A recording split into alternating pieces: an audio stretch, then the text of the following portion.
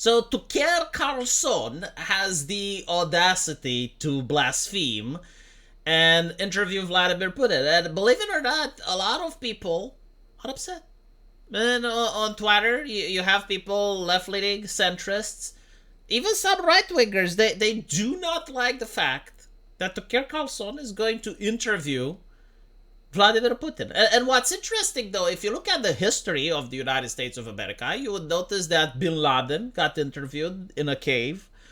Hassan Piker, a couple of weeks ago, interviewed a Houthi. I'm pretty sure that if you search, that there's going to be some interviews with Hamas terrorists, right? So, like, Bashar al-Assad got interviewed. It's very interesting that all these other world leaders get to be interviewed, but for some reason, people are upset that Tucker Carlson is journalisming. You know, like, he's not allowed to journalisming. Why can't he journalisming? The thing is, he tried doing this while he worked for the Foxy News, for Kitsune News, and apparently he had on his show an entire thing where he pointed out how he was called by people in Washington, and the Secret Service agencies were interested in knowing, like, why does he want to interview Vladimir Putin? And it's because, well, he wants to journalism. He wants to journal. Isn't that what journalists do, though? Like, interviewing world leaders is not part of... But like, what's also interesting, right? There were leftists that called him a traitor. And the first thing is, I don't remember Congress declaring war on Russia. So that would be, like, number one. Like, America, legally speaking, is not at war with Russia. So interviewing... But even if they were in conflict, it would still not be treason, right? And by the way, the interview didn't even happen at this point. Like, when I'm making the video, I don't know what the interview is like. I have no clue. I have no idea. A lot of people are shocked. It's like, what if he's going to ask Putin softball questions? And I'm like, so what if he asks Putin softball questions? I'm sure that CNN and MSLSD and all the other prestigious journalists are going to go there journalisming, and they're going to do it properly, right? At the end of the day, it's a free market competition. Like, if he is not capable of asking the correct questions from Putin, then surely the other people from the mainstream media are going to go and ask what needs to be asked. Of course, I don't even think for a second that they care about this, because due to the fact that the interview is going to be put on Twitter, you actually do have a comment section. Like, unlike CNN or MSLSD and all the other alphabet soup networks from the legacy media, on Twitter, you actually get to talk with other human beings about the news, right? So it's not like the news dictates what you need to believe and you feel like an isolated individual, like an atomized individual. No, on Twitter, there are conversations and discussions, and I'm pretty sure if Putin is going to be full of shit, there's going to be people that are going to fact check and offer different points of opinion, you know, like in a normal, sane, democratic society, like in a free society. But no, like, I think, like, what CNN wants to do is they want to editorialize, tell people what to think, and there is no conversation, no debate, right? It's like what CNN says is what the overwhelming amount of people think, and if you have different opinions, then you're the problem. It's unfortunate that this is the situation, but what can you do? So, the interesting thing, though, is, like, I really tried hard to think about any scenario where it would be dangerous to allow two people to communicate. Right? So we're just talking about the dialogue. Like, we're not talking about one person imposing their will on others. We're not...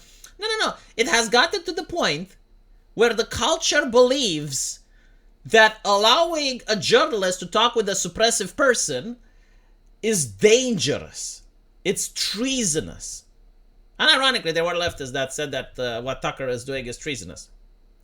It's also interesting because the same journalists and academics and activists would say that America has no culture, or that if it does have a culture, it's a culture of colonialism, and there's nothing to be proud of, that America is systemically racist and evil and capitalistic. and at the same time they demand loyalty. You know, it's interesting. I mean, you need to pick and choose. Either America is a good nation and you love it, it's a nation that you should be proud of, so therefore you need to be patriotic, or it's an evil country, in which case why are you asking for patriotism, huh? No, I find the double standard to be quite interesting. Again, I don't really care about this particular interview. Like, I'm not even going to watch it. I know what Putin says. I know his takes. I'm aware of Russia's point of view. I'm aware of the West point of view. Like, I already am informed, probably more so than other people.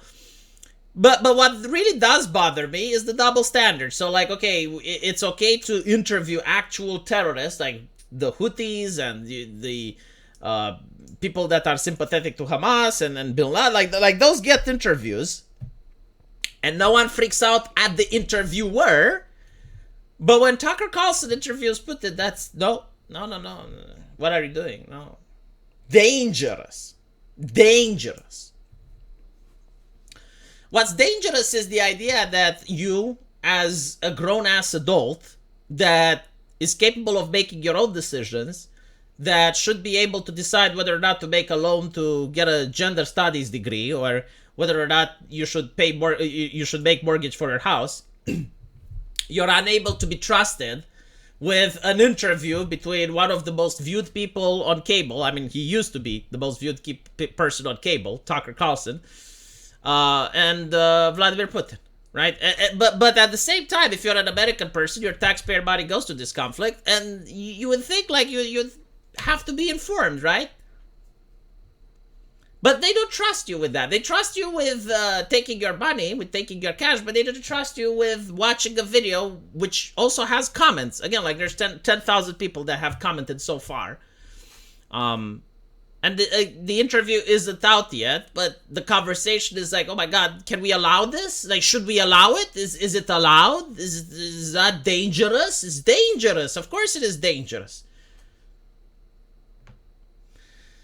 You know, America used to pride itself in the fact that it's a free society, and unlike the Soviet Union or Nazi Germany, they have the freedom of the press and whatnot. And, you know, legally speaking, no one is stopping Tucker from doing this, but culturally they would want to. Right? Like, if they could stop him, they would, you know? Like, there are so many people that think he should be stopped. That's what really bothers me. And they haven't even seen the interview. Like maybe he's going to BTFO Putin, who knows? Maybe he's going to ask some tough questions. He's going to trap Putin. You know, like, maybe he will. We don't know. The interview isn't out yet. But before it's even out, people are like, no. Let me know what you guys think, though. And as usual, I will see you in the comment section. Take care.